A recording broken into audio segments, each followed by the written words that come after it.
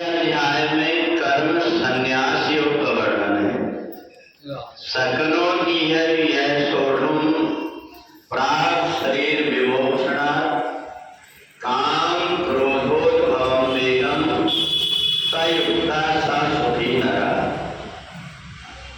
भगवान कहते हैं कि संसार में मनुष्य अगर उसकी बुद्धि परमात्मा से जुड़ी हुई है, आत्मा से उसका परमात्मा से लगन लग गई है, तो कर्म उसको चिपकते नहीं है।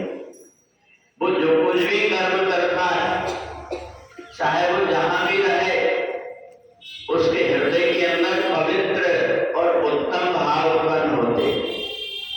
एक व्यक्ति जो ऊंचे स्थान पर बैठ जाता है, उसको नीचे बैठने में संकोच आता है, परंतु जिसने अपने आप को परमात्मा के चरणों में बिठा करके रखा है, उसको आप कहीं पर बिठा ले, उसके मन के अंदर परमात्मा के प्रति उत्तम भाव रहते हैं।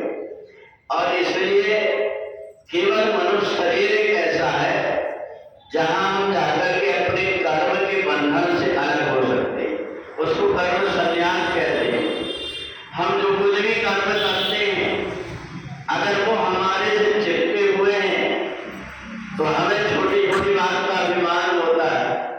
कभी बहुत सारी चीजों की इच्छाएं होती और इच्छा पूरी नहीं होने पर क्रोध आता है, परंतु बहुत सारे व्यक्ति संसार में ऐसे भी देखेंगे जो परमात्मा में अपने आप को लगा करके उन्हें यह भी पता नहीं रहता कि मैं जो कुछ कर रहा हूं ये मेरे कर्म है। उनको ये लगता है मैं तो परमात्मा के चरणों में समर्पित होकर के कर्म कर रहा हूं, मेरे से जो कुछ भी कर्म करा रहा है वो परमात्मा ही करा रहा है। इस प्रकार की बुद्धि केवल मनुष्य में आ सकती। जितने जानवर हैं, पशु हैं, पक्षी हैं, ये केवल अपने कर्म का भोग भोगता है, परंतु मनुष्य शरीर एक ऐसा है जिसमें व्यक्ति अपने भाग्य को बनाता है। आगे उसका कैसा भविष्य होगा, इसका निर्माण करने का कार्य मनुष्य शरीर में करता है।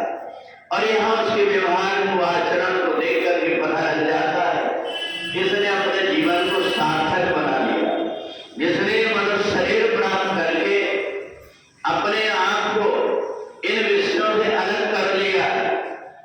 जब कभी भी कोई कार्य करता है, पहले बुद्धि से विचार करके देखता है कि मैं जो कुछ भी कर्म कर रहा हूं इसका परिणाम क्या होगा। बिना विचारे जो करे सो पीछे पछता है। तो इसलिए कर्म संन्यास योग में भगवान कहते हैं तुम जो भी कर्म करो उस कर्म से लिप्त मत हो जाओ। अगर तुम कर्म से लिप्त हो गए तो उन कर्मों का फल तुमको अवश्यमेव भोक्तव्यम, भोगना पड़ेगा तुमको। इसलिए गीता का स्वाध्याय करने वाले व्यक्ति का अंतःकरण ऐसा हो जाता है कि वो अपने आप को कर्म करता हुआ भी, सभी प्रकार के व्यवहार करता हुआ भी, और परमात्मा के चरण को कभी छोड़ता नहीं। नाव को आप देखें वो पानी में ही चलती रहती, ऊपर तैरते रहती है, परंतु नाव में पानी भरने से दिक्कत हो जाती है, वो नाव डूब जाती है।